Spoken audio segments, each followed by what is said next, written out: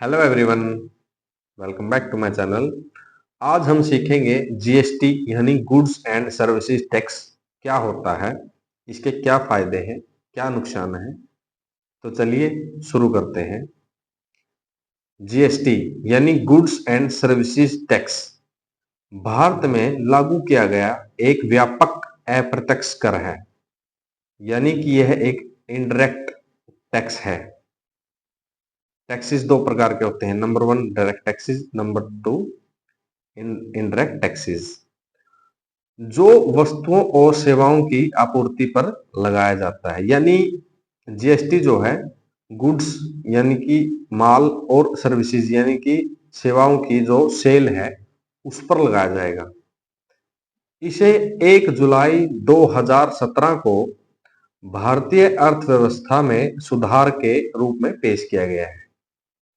इसके तहत भारत में लागू विभिन्न अप्रत्यक्ष करों को समाप्त कर दिया गया है। ये लागू हुआ है 1 जुलाई 2017 को। जब से जीएसटी आया है, जो पुराने अप्रत्यक्ष कर थे यानी कि जो इनडायरेक्ट टैक्सेस थे उनको खत्म कर दिया गया। इससे अब सिर्फ एक ही टैक्स है, जीएसटी। इसका मुख्य उद्देश्य एकीकृत बाजार बनाना और करों के कैस्केडिंग इफेक्ट को समाप्त करना था। यानी कि कैस्केडिंग मान लीजिए टैक्स पर टैक्सेस, पहले जो है टैक्स पर टैक्सेस लगते थे उसको कैस्केडिंग इफेक्ट बोलते हैं, उसको समाप्त करना इसका मुख्य उद्देश्य था। और एकीकृत बाजार यानी वन नेशन वन टैक्स, यानी कि पूरे देश में सिर्फ एक ही टैक्स लागू हो, वो है जीएसटी। इसका ये उद्देश्य था। जीएसटी से पहले की क्या कर प्रणाली थी, देखते हैं। जीएसटी से पहले भारत में कई अप्रत्यक्ष कर थे, यानी कि इनडायरेक्ट टैक्सेस थे, जो केंद्र और राज्य सरकारों द्वारा अलग अलग लगाए जाते थे। जैसे केंद्र के स्तर पर यानी सेंट्रल गवर्नमेंट के द्वारा लगाया जाता था सेंट्रल एक्साइज, सर्विस टैक्स और कस्टम ड्यूटी आदि, ये लगाए जाते थे सेंट्रल गवर्नमेंट के द्वारा। स्टेट गवर्नमेंट के द्वारा लगाया जाता VAT, entry tax, entertainment tax, lottery etcetera. तो ये लगाए जाते थे स्टेट गवर्नमेंट के द्वारा। इन अलग अलग करों से कर की जटिल संरचना थी, यानी कि बहुत सारे टैक्सेस थे, उसकी वजह से टैक्सेस को समझना बहुत मुश्किल था गवर्नमेंट के लिए भी। कुछ खास कलेक्शन होती नहीं थी उस टाइम, और विभिन्न करों का अनुपालन करना कठिन था। जीएसटी ने इन सभी करों को खत्म कर एकल कर प्रणाली को लागू किया है। इन सभी टैक्सेस को खत्म करके सिर्फ एक टैक्स रह गया, जीएसटी।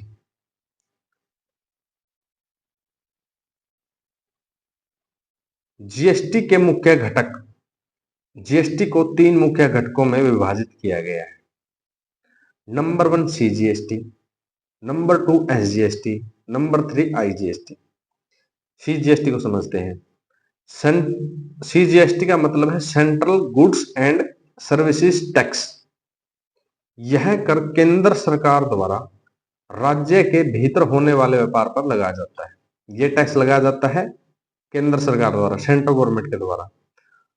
एसजीएसटी यानी state goods and services tax, यह कर राज्य सरकार द्वारा राज्य के भीतर होने वाले व्यापार पर लगाया जाता है। सीजीएसटी और एसजीएसटी राज्य के अंदर की लेन देन पर साथ साथ लागू होते हैं। जब भी विद इन स्टेट, यानी कि मान लीजिए हरियाणा से किसी पार्टी ने माल बेचा है और वो हरियाणा में ही बेचा है, तो उसमें 2 टैक्सेस लगेंगे, सीजीएसटी और एसजीएसटी। जिसमें सीजीएसटी जो है सेंट्रल गवर्नमेंट का हिस्सा है। मान लीजिए 1,000 रुपए की टैक्स कलेक्शन हुई, उसमें जो 10,000 का माल था उसमें 1,000 रुपए टैक्स लगा है, तो 1,000 में 500 रुपए तो स्टेट गवर्नमेंट को मिलेंगे और 500 मिलेंगे सेंट्रल गवर्नमेंट को, जब विद इन स्टेट यानी कि एक ही राज्य में माल की सप्लाई होगी। नंबर 3 आईजीएसटी यानी कि integrated goods and services tax. यह कर केंद्र सरकार द्वारा 2 राज्यों के बीच या राज्य और केंद्र शासित प्रदेश के बीच होने वाले अंतरराज्यीय व्यापार पर लगाया जाता है, यानी इंटरस्टेट। जब व्यापार होगा तो उस पर सप्लाई होगी तो उस पर ये टैक्स लगेगा। आईजीएसटी की राशि केंद्र और राज्य दोनों में विभाजित होती है। आईजीएसटी आईजीएसटी तब लगता है जब एक स्टेट से जब दूसरी स्टेट में माल सप्लाई किया जाता है, या किसी एक स्टेट से दूसरे केंद्र शासित प्रदेश में, मान लीजिए हरियाणा से चंडीगढ़ माल बेचा तो उस पर आईजीएसटी लगेगा। तो उसमें जो है केंद्र शासित प्रदेश हो भेजा हो माल या किसी अन्य राज्य में भेजा हो तो उसमें आईजीएसटी लगेगा, जिसकी कलेक्शन केंद्र सरकार सेंट्रल गवर्नमेंट करेगी। अगर स्टेट गवर्नमेंट को जरूरत है टैक्सेस की, पैसे की, फंड्स की, तो राज्य सरकार सेंट्रल गवर्नमेंट से कुछ पैसा ले सकती है फंड्स के रूप में। वैसे ये जो सारा टैक्स है वो सारा मिलता है सेंट्रल गवर्नमेंट को। नेक्स्ट है हमारा जीएसटी की दरें। जीएसटी के तहत वस्तुओं और सेवाओं को विभिन्न कर दरों के अंतर्गत रखा गया है। आमतौर पर ये दरें 0%, 5%, 12%, 18%, 28%, 5 स्लैब बना दी गई है, जिसमें कुछ आइटम 0% की है, कुछ 5%, 12%, 18% और 28%। ये सभी जो कैटेगरी बना दी है जीएसटी की, जिसमें अलग अलग कैटेगरी में बहुत सारे जो है आइटम रखे गए हैं। यह इस बात पर निर्भर करता है कि वस्तु या सेवा किस श्रेणी में आती है। कुछ वस्तुएं जैसे आवश्यक वस्तुएं, दूध, अनाज को कर से छूट दी गई है। बहुत सारे आइटम जो है टैक्स फ्री है, जो डेली यूज के आइटम है, दूध, अनाज, दही वगैरह। और कुछ है 5% की स्लैब में, कुछ है 12% की में, कुछ है 18% की में, और जो लग्जरी आइटम्स हैं वो है 28% की स्लैब में। तो 5 दरें हैं टोटल जीएसटी की। नेक्स्ट है जीएसटी की कार्यप्रणाली।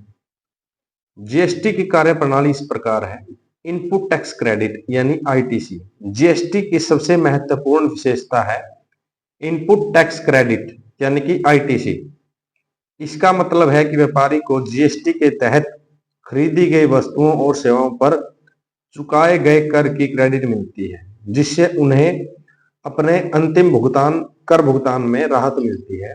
इस तरह कर कैस्केडिंग की समस्या खत्म हो जाती है। मान लीजिए किसी व्यापारी ने सामान खरीदा, तो उस सामान में जो टैक्स लग के आया है, यानी कि जो व्यापारी ने परचेज किया उस पर जो टैक्स लगा है वो उसका, उस व्यापारी जिसने माल खरीदा है वो उसके लिए आईटीसी है। मान लीजिए किसी व्यापारी ने 10,000 रुपए का माल खरीदा है और उसमें 1,000 रुपए टैक्स है, तो जो 1,000 रुपए टैक्स है वो उस व्यापारी जिसने माल खरीदा उसके लिए वो आईटीसी है। यानी कि जब वो आगे माल बेचेगा तो वो उस 1,000 को अपनी टैक्स लाइबिलिटी को भरने के लिए यूज करेगा।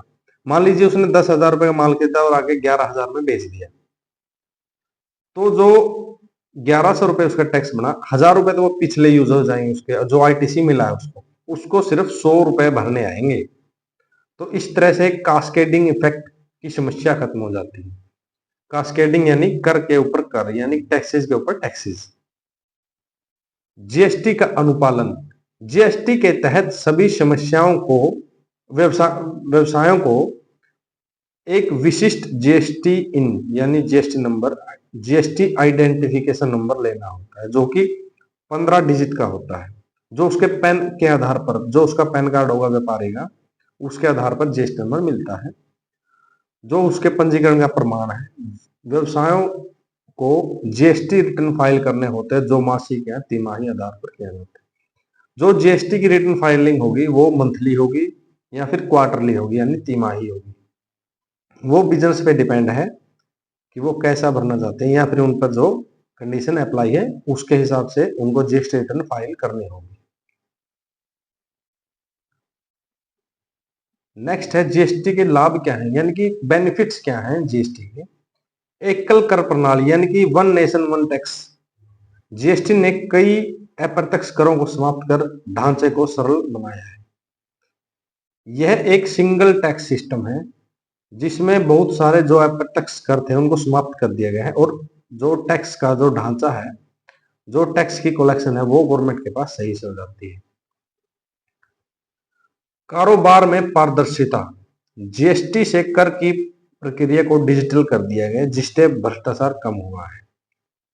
कास्केडिंग इफेक्ट की समाप्ति, टैक्स पर टैक्स लगने की समस्या को खत्म करके व्यापारियों को राहत मिली है। कास्केडिंग इफेक्ट यानी कि टैक्स के ऊपर टैक्स, जीएसटी में वो ऐसा होता नहीं, तो ये एक प्रॉफिट है इस जीएसटी का। राष्ट्रव्यापी बाजार, जीएसटी ने भारत को एकीकृत बाजार बनाया है, यानी कि वन नेशन वन टैक्स, पूरे भारत में एक ही टैक्स एप्लीकेबल है जीएसटी, जिससे व्यापार करना आसान हो गया है। उत्पादों और सेवाओं की कीमतों में कमी, करों की संख्या कम होने और इनपुट टैक्स क्रेडिट के चलते वस्तुओं और सेवाओं की कीमतों में जो है कमी आई। पहले कैस्केडिंग इफेक्ट होता था, टैक्स के ऊपर टैक्सेस लगते थे जिससे वस्तु की कीमत बढ़ जाती थी। अब ऐसा नहीं है, तो अब जो है इससे जनता को भी फायदा है। नेक्स्ट है जीएसटी से उत्पन्न चुनौतियां। देखिए, कुछ सिस्टम चेंज किया है तो इसके साथ कुछ चुनौतियां भी शामिल होती है। अनुपालन की जटिलता, छोटे व्यवसायों के लिए जीएसटी अनुपालन की प्रक्रिया काफी जटिल हो सकती है, खासकर ऑनलाइन फाइलिंग और रिटर्न भरने में। जो बहुत से जो छोटे व्यापारी हैं उनको बहुत सी समस्याएं आई हैं। अब उनको भी, छोटे से छोटे व्यापारी को भी अब अकाउंटेंट रखना अनिवार्य हो गया है, क्योंकि अब छोटे से छोटे व्यापारी को भी टैक्सेस भरने आते हैं। तो टैक्सेस भरने के लिए उनको एक अकाउंटेंट रखना पड़ता है, जिससे उनकी समस्या जो है थोड़ी बड़ी है। प्रारंभिक लागत, जीएसटी लागू होने के बाद व्यापारियों को नई कर प्रणाली को समझने और उसके अनुसार खुद को अनुकूलित करने में खर्च करना पड़ा। तो जब टैक्स जीएसटी नया आया था तो व्यापारियों को खुद भी सीखना पड़ा, और जो उनके वैट वगैरह के इनपुट थे उनको क्लेम करने में काफी सारी समस्याएं आई हैं। तो ये इसकी शुरुआती जो है चुनौतियां थी। अंतरराज्यीय व्यापार, आईजीएसटी की प्रक्रिया को समझना कुछ व्यापारियों के लिए कठिन हो सकता है। बहुत से जो व्यापारी हैं उनको आईजीएसटी समझने में काफी सारी समस्याएं आई है, लेकिन अब काफी चीजें बदल गई हैं, तो अब इतनी समस्याओं वाली बात नहीं है। जब शुरुआत में थी तब समस्याएं काफी ज्यादा आई थी, काफी सारी चुनौतियां थी। तो अभी निष्कर्ष क्या निकलता है, जीएसटी का प्रभाव क्या है, निष्कर्ष क्या है? जीएसटी के लागू होने से भारतीय अर्थव्यवस्था में कई महत्वपूर्ण परिवर्तन हुए हैं। इसने व्यापार को अधिक सरल और पारदर्शी बनाया है। हालांकि शुरुआती दौर में इसे लेकर कुछ कठिनाइयां और आलोचनाएं हुई, लेकिन समय के साथ इसके फायदों को महसूस किया जा रहा है। यह कर व्यवस्था व्यापार को बढ़ावा देने के साथ साथ चोरी को भी नियंत्रित करने में सहायक रही है। जीएसटी लागू होने के बाद काफी सारे जो है परिवर्तन आए हैं, इससे व्यापार को अधिक सरल और पारदर्शी बनाया गया है। लेकिन कुछ समस्या आई थी जब जीएसटी एप्लीकेबल हुआ, लेकिन अब टाइम के साथ साथ व्यापारी को भी इसमें फायदा नजर आ रहा है और गवर्नमेंट को भी, क्योंकि गवर्नमेंट के जो टैक्स रिजर्व्स हैं वो हर साल, रेवेन्यू जो है टैक्स से वो हर साल बढ़ रहा है। तो अभी देखते हैं निष्कर्ष क्या निकला जीएसटी का, यानी जीएसटी फायदेमंद है या नुकसानदायक। जीएसटी भारतीय अर्थव्यवस्था के लिए एक महत्वपूर्ण कर सुधार है। इसने अप्रत्यक्ष कर ढांचे को सरल और एकीकृत कर दिया है, जिससे व्यापारियों और उपभोक्ताओं दोनों को लाभ हुआ है। जीएसटी से बहुत सारे जो है फायदे हुए हैं, जनता को भी और गवर्नमेंट को भी। जनता को ये फायदा हुआ है, जो माल है, जो वस्तुएं हैं, उनकी जो कीमतों में उसमें गिरावट आई है, और सरकार को इससे ये फायदा है, उसके जो है टैक्स जो रिजर्व्स हैं, जो टैक्स इनपुट है वो बढ़ता जा रहा है। इससे बहुत ज्यादा फायदा हो रहा है गवर्नमेंट को। जो भ्रष्टाचार है वो अब खत्म हो चुका है। आज की क्लास में इतना ही। जुड़े रहिए टैली विद रविंदर सर के साथ। ऐसी ही इंफॉर्मेटिव वीडियोज के लिए आप हमारे चैनल पर अकाउंटेंसी और टैली प्राइम रिलेटेड वीडियोज को देख सकते हैं। आज की क्लास में इतना ही। Thanks for watching. Have a great day.